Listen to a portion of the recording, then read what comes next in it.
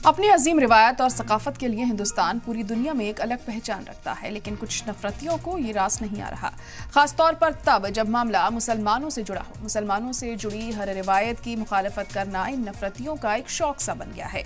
इन लोगों को इस बात की भी परवाह नहीं कि इनकी इन्हीं हरकतों की वजह से दुनिया भर में हिंदुस्तानियों की छवि पर क्या असर पड़ रहा है। ऐसा ही एक मामला मध्य प्रदेश के रायसेन से सामने आया है। देखिए रिपोर्ट।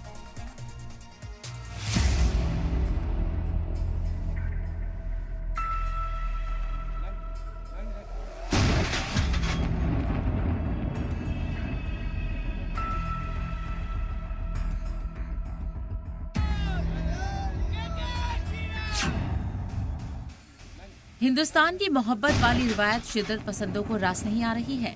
इन लोगों ने ठान लिया है कि भले ही देश में कितने बड़े मुद्दे हों, लेकिन ये सिर्फ उसी पर तनाजा खड़ा करेंगे जो मुसलमानों से जुड़ा होगा। और ऐसे लोगों पर कार्रवाई न होना भी इनकी हौसला अफजाई करता है। मामला मध्य प्रदेश के रायसेन का है, जहाँ कई दहाई से तोप के जरिए रोजा इफ्तार का ऐलान होता है। ये रिवायत पिछले 300 बरस से चली आ रही है। ये तो बहुत पुरानी है, 300 साढ़े 300 साल पुरानी। जब अभी जिससे भी पूछो, पुराने हमारे जितने भी बुजुर्ग गुजरे हैं, वो तो परंपरा बरसों से चली आ रही है। और ये हर जगह ही रोज़े इफ्तार के टाइम, चाहे वो इस्लामी देश हों चाहे और भी दीगर ममालिक हों, सब जगह इफ्तार के लिए कुछ ना कुछ काशन होता है। तो ये तोप की एक परंपरा उस ज़माने से रही है। और किसी ज़माने में ये किले के ऊपर से तोप चलाई जाती थी, फिर नवाबी शासन में किले की तोप बंद कर दी गई है, फिर नीचे पहाड़ी पर एक टोल के ऊपर रख के चलाई जाती है इसको। ऐसा नहीं है कि मुसलमान अपनी मर्जी से इस तरह से इफ्तार का ऐलान कर रहे हों, क्योंकि तोप चलाने की इजाजत हिंदुस्तान में किसी को नहीं है। लेकिन एक पुरानी रिवायत की वजह से ऐसा सिर्फ रमजान के महीने में किया जाता है। तोप की आवाज से 30 से ज्यादा गाँव में इफ्तारी होती है। इसके लिए बाकायदा इंतजामिया की इजाजत ली जाती है, परमिशंस होती है। और रमज़ान से पहले जो हमारे मुस्लिम समुदाय से एक ज़िम्मेदार जो बनाया जाता है, अध्यक्ष बनाते हैं मुस्लिम समाज का, वो एक एप्लीकेशंस कलेक्टर महोदय की यहाँ देते हैं।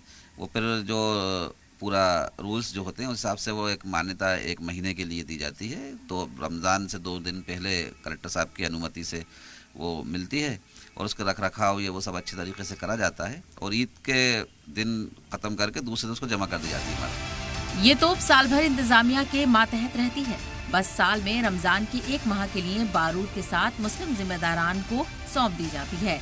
लेकिन ये रिवायत नफरत से भरी इन हिंदू तंजीमों को रास नहीं आ रही है।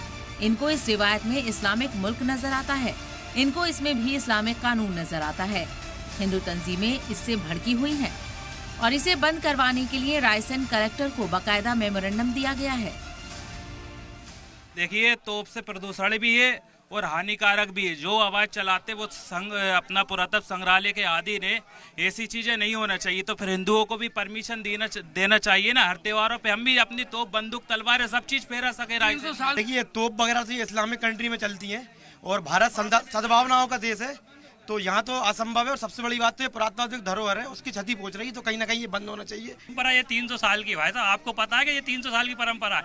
आज के हम पैदा हुए 31 साल, हमें तो पता ही नहीं था कि ये तोप फूटती है। आप बता दोगे तो आज तोप फूटने लगी। 300 साल पहले क्या हुआ किसी को पता ही नहीं है। तो हमने कलेक्टर साहब को क्या कहा है? कलेक्टर साहब को जो बोला है, पुरातत्व विभाग ने जो आपत्ति लगाई है सब चीज पर, यानी सोमेश्वर धाम मंदिर के ताले नहीं खुले जाते। तो 300 साल से जो कौन सी परंपरा बता रहा है कि 300 साल मुंह से कहने से परंपरा थोड़ी हो जाती। अरब थोड़ी है, भारत है। तो हम कहाँ खड़े हैं? अरब में खड़े हो क्या? रायसेन में खड़े ना, तो बात वही तो रही है, चलती आ रही, चलने दीजिए ना। नवाबी शासन से चल रही है, दमक क्यों रही ना? दमक क्यों रही? इसके लिए तो कह रहे हैं कि हाँ, इतनी भीड़ के लिए इसलिए कि बंद करवाओ।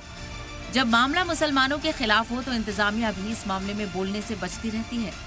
कलेक्टर अरुण विश्वकर्मा का कहना है कि हिंदू तंजीम के मेमोरेंडम की जांच